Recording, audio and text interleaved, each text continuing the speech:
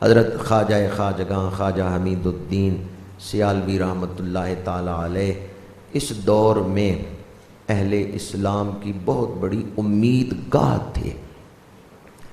آج صرف سیال شریف والے یا سیالوی برادران یا چشتی برادران ہی غم محسوس نہیں کر رہے، آج پوری امت مسلمہ غم سے دوچار ہے۔ خواجہ حمید الدین سیالوی رحمۃ اللہ تعالی علیہ عالم اسلام کا سرمایہ ہے، آپ ملت اسلامیہ کا سرمایہ تھے۔ ابھی کچھ دن پہلے جب صحابہ کرام کے حوالے سے کچھ لوگوں نے بے ادبیاں کی تو خواجہ صاحب جاتے جاتے بھی بہت بڑا کام کر کے گئے ہیں، اپنے وصال تک احقاق حق اور ابطال باطل کے لیے وہ کوشاں رہے ہیں۔ علیل تھے، بیمار تھے، لیکن انہوں نے اپنے تمام خلفاء کو بلایا، تحریر لکھی کہ سیال شریف والوں کا عقیدہ کیا ہے، پھر تمام خلفاء کے دستخط کروائے کہ اپنے اپنے آستانوں پہ جا کے یہ عقیدہ اپنے مریدوں کو پڑھانا ہے، سمجھانا ہے۔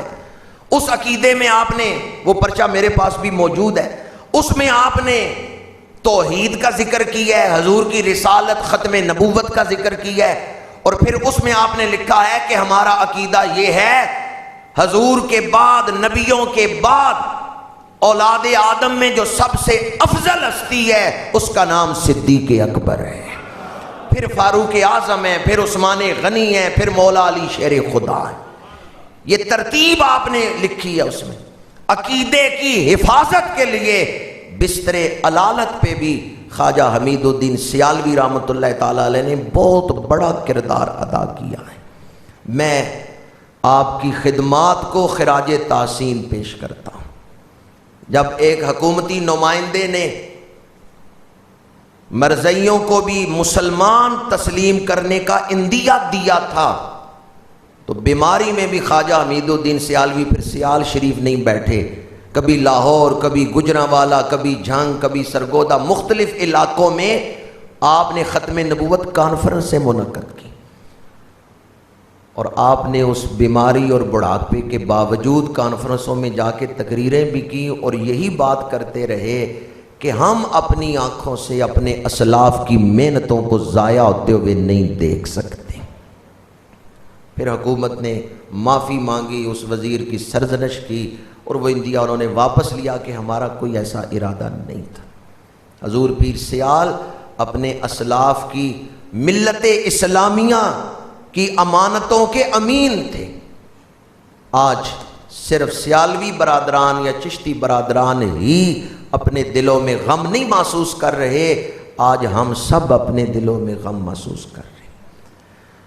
حضرت خواجہ حمید الدین سیالوی رحمۃ اللہ تعالی علیہ نے ایک آخری وصیت کی ہے۔ کچھ دن پہلے آپ ایک جلسے میں تشریف لے گئے تو اس میں تقریر کرتے ہوئے آپ نے فرمایا کہ کوئی پتہ نہیں ملاقات ہو نہ ہو، آئندہ میں تمہارے شہر میں آؤں نہ آؤں، پر میری ایک آخری وصیت ہے، میری ایک نصیحت ہے، میری ایک تلقین ہے، اور میری ایک عرض ہے۔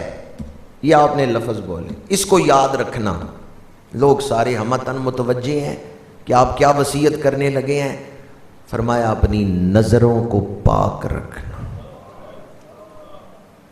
کسی کے گھر جاؤ تو اس کی بیٹی کو اپنی بیٹی سمجھنا، اس کی بہن کو اپنی بہن سمجھنا، کسی کی عزت کو تار تار نہ کرنا۔ خواجہ صاحب نے یہ وصیت فرمائی ہے جو آخری جلسوں میں آپ تشریف لے گئے۔ فرمایا اپنی نگاہوں کو پاک کر لو۔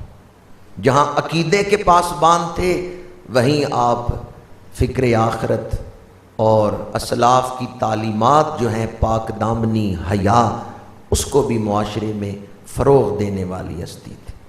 اور یہ منظر بھی میں نے دیکھا ہے کہ سیال شریف کے آپ سجادہ نشین ہیں، بڑی بڑی ہستیاں آپ کے پاس عاجزی سے، انکساری سے، ادب سے حاضری دیتی ہیں، لیکن آپ خود جب تونسا شریف یا مہار شریف حاضر ہوتے تو یوں ہاتھ جوڑ کے اپنے مشائخ کی خدمت میں سلامی پیش کرتے۔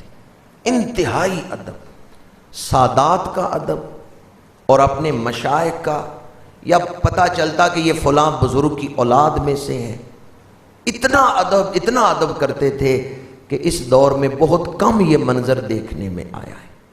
ادب ہی ہمارا سب کچھ ہے۔